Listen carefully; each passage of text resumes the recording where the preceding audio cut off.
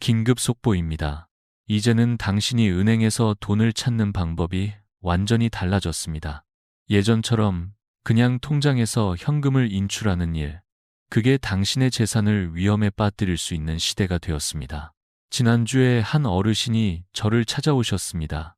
경기도 고양시에 사시는 77살 이순철 어르신. 평생 모은 퇴직금 5천만 원을 현금으로 찾으셨습니다. 그런데 며칠 뒤 국세청으로부터 세무조사 예고 통지서를 받으셨답니다.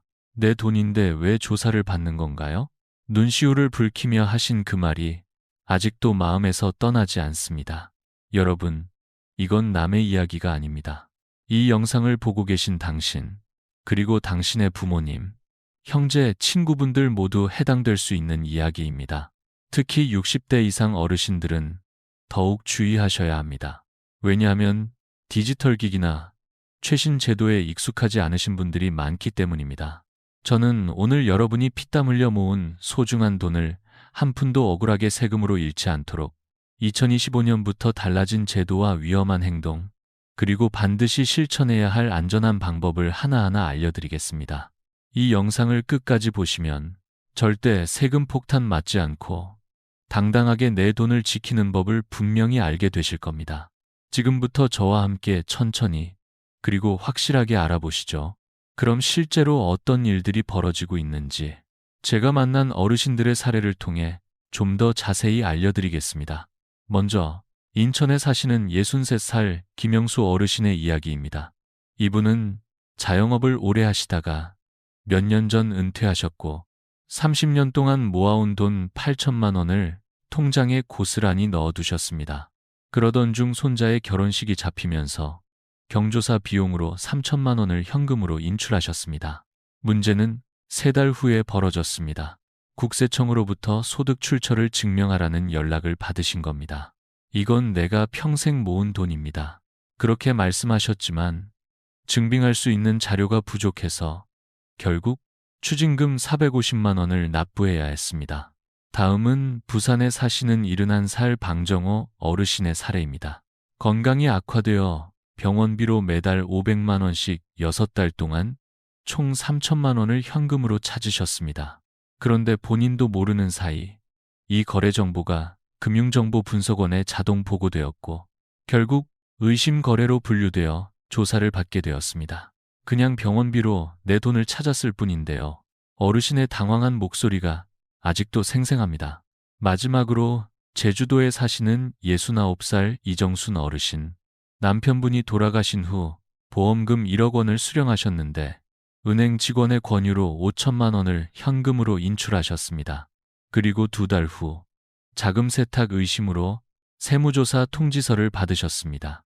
남편 잃은 것도 힘든데 왜 이런 일을 겪어야 하나요? 그 말씀을 들으며 저 역시 마음이 무너졌습니다. 이런 사례들은 결코 예외적인 일이 아닙니다. 오늘 이 영상을 보고 계신 당신도 혹은 당신의 가족 중 누군가도 동일한 상황에 처할 수 있습니다. 그래서 이제는 단순히 내 돈이니까 괜찮겠지라는 생각을 버리고 새로운 기준에 맞춰서 행동해야 할 때입니다. 그렇다면 왜 이런 일들이 반복해서 벌어지고 있을까요? 어르신들께서 무언가 잘못하셔서가 아닙니다. 실제로는 2024년 말부터 대한민국의 금융제도 자체가 바뀌었기 때문입니다. 이제는 은행에서 큰 금액의 현금을 찾거나 입금하면 은행 시스템이 자동으로 금융정보분석원에 보고하게 되어 있습니다. 예전에는 상상도 못했던 변화입니다. 구체적으로 말씀드리면 하루에 1,000만 원 이상 또는 한 달 누적 3천만 원 이상 현금을 인출하거나 입금하면 자동 보고 대상이 됩니다. 그럼 그냥 900만 원씩 나눠서 찾으면 되겠네요? 많은 분들이 이렇게 생각하시지만 바로 여기가 큰 함정입니다. 이제는 AI 인공지능 시스템이 당신의 금융 패턴까지 분석합니다. 예를 들어 월요일 900만 원, 화요일 900만 원, 수요일 또 900만 원.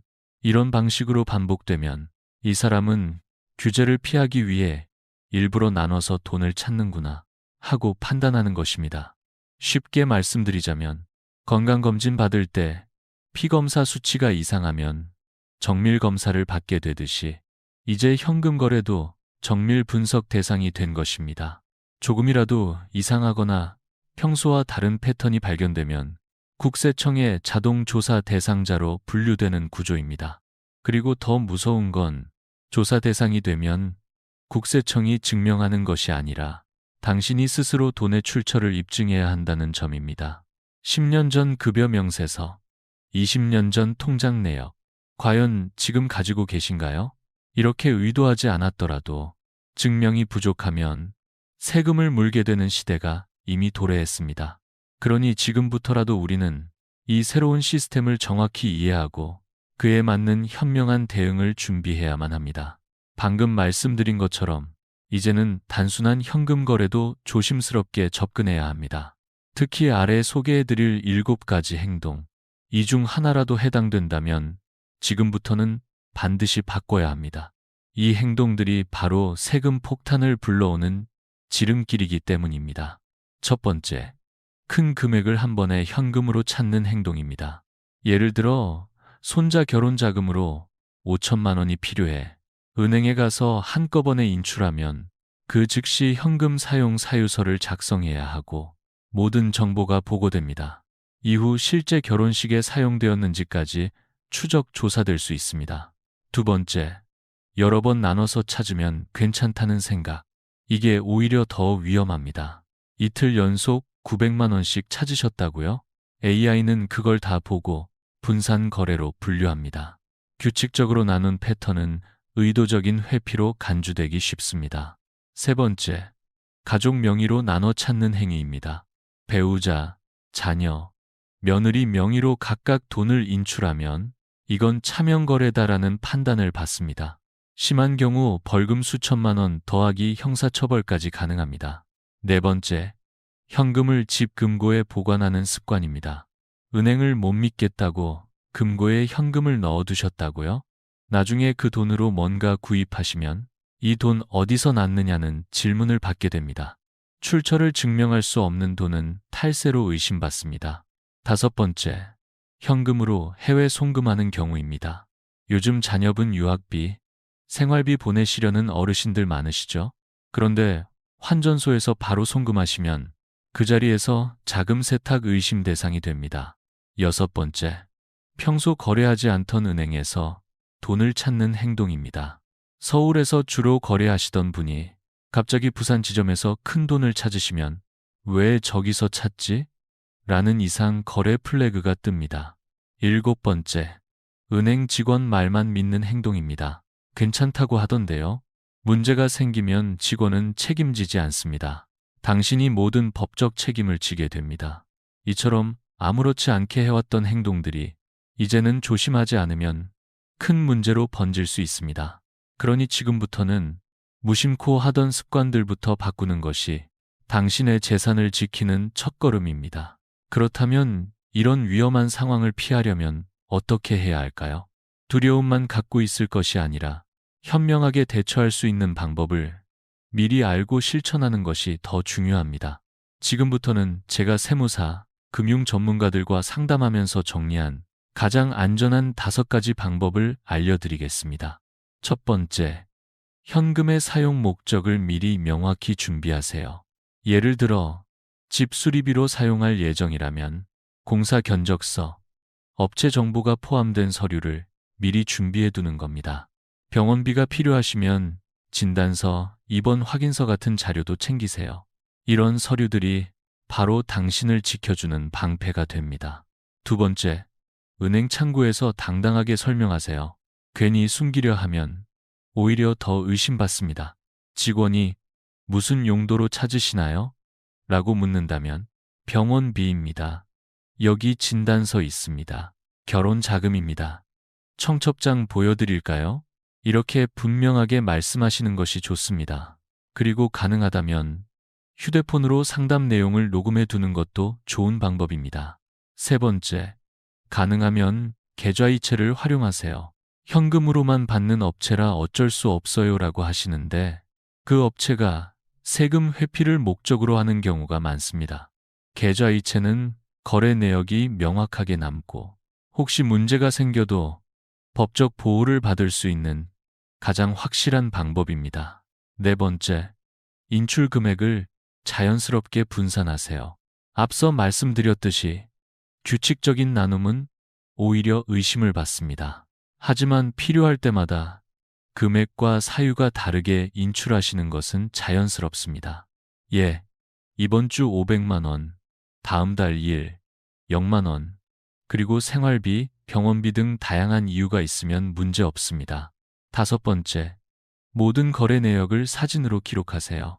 은행 영수증, 계약서, 청첩장, 진단서 모두 사진으로 남기고 서류 원본은 최소 5년간 보관하시는 것이 좋습니다.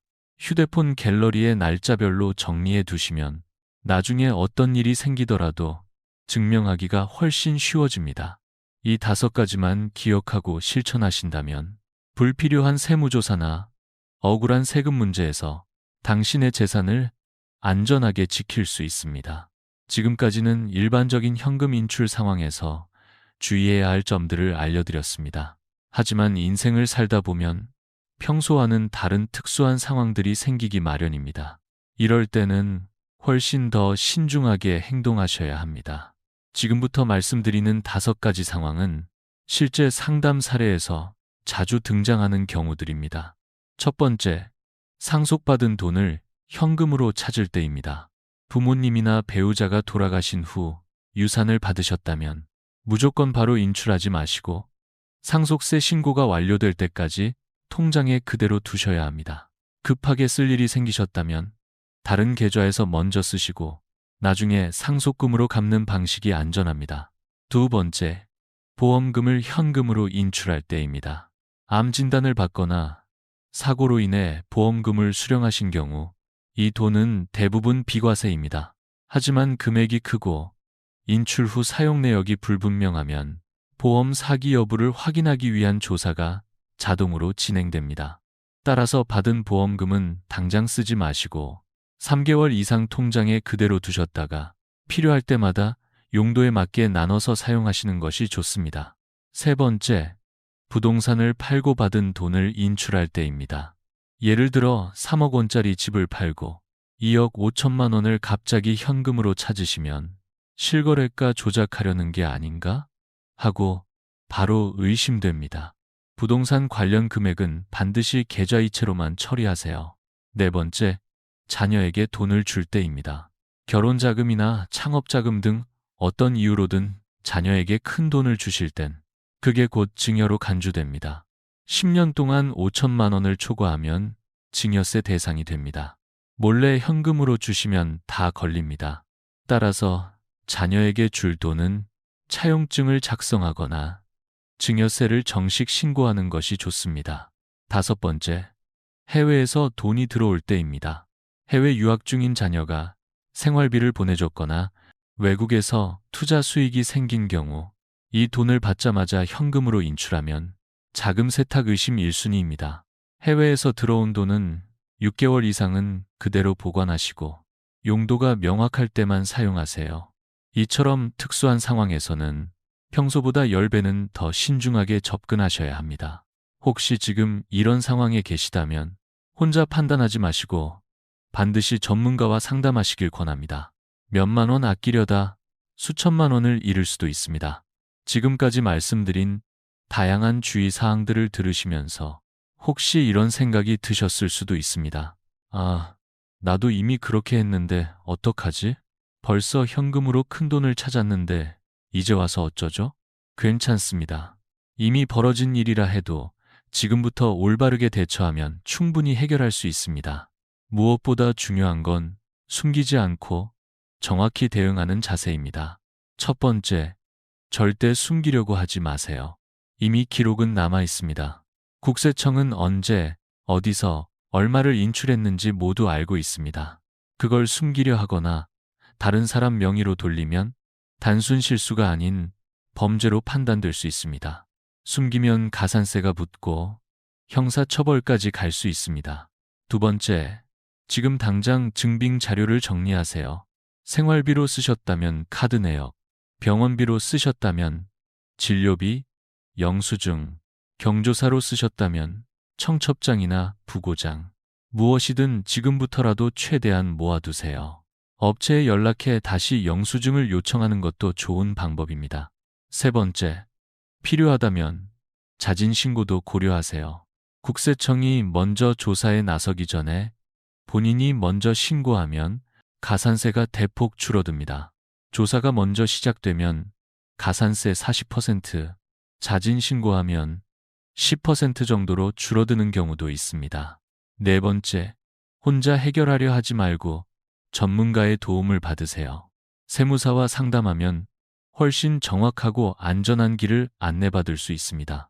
수십만 원의 상담비가 아까워서 혼자 대응하다가 수천만 원 손해보신 분들을 저는 여럿 보았습니다.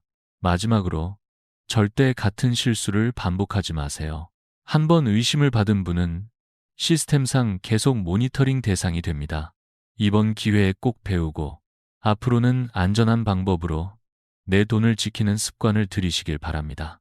지금까지 많은 이야기를 나눴습니다. 솔직히 말해서 불안하고 답답한 마음이 드셨을 수도 있습니다. 하지만 걱정하지 마세요. 이런 변화 속에서도 현명하게 대응해낸 어르신들도 분명히 계십니다.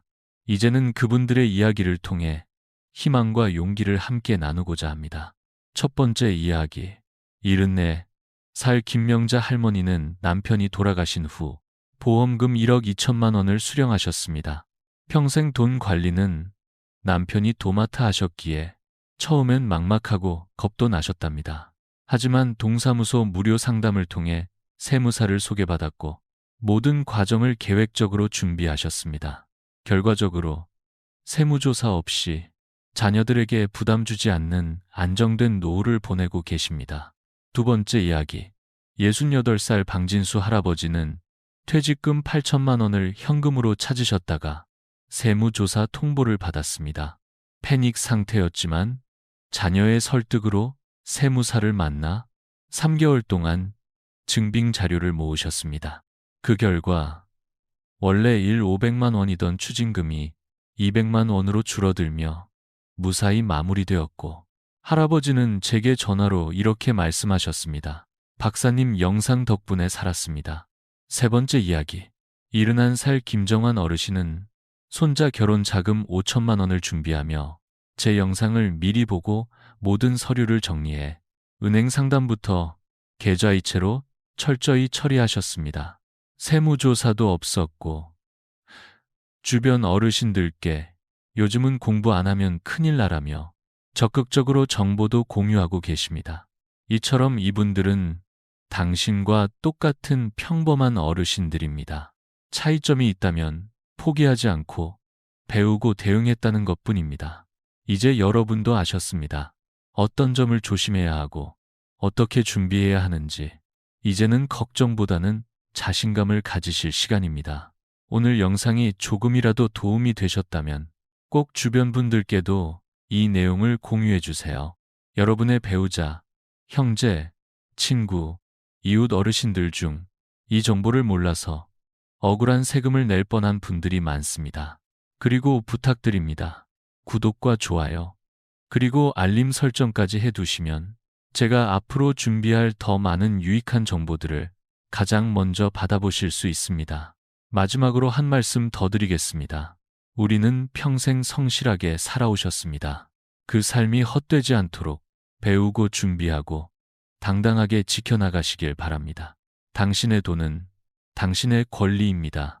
오늘도 건강하시고 행복하시길 바랍니다.